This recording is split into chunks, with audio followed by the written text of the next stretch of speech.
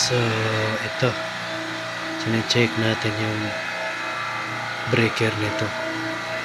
Kasi, contactor.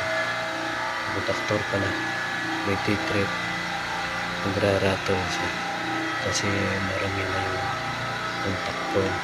So, nilinisan natin. Okay na. Ito. So, sa heater to. Evaporator heater. So, check natin.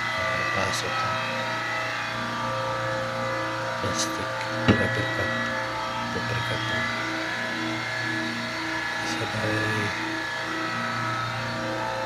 Dito. Nag-charge tayo ng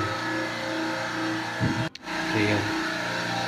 Sabay charge ng Freon. Kasi mababa na yung karga ng rack A sa frozen.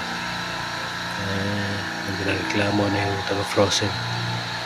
Ito na yung nilalagay nila doon sa kakarga tayo. May maliliit na mga leak sa pag-piping. Hindi na nagkalakihan. So, okay. Okay. Thank you for watching.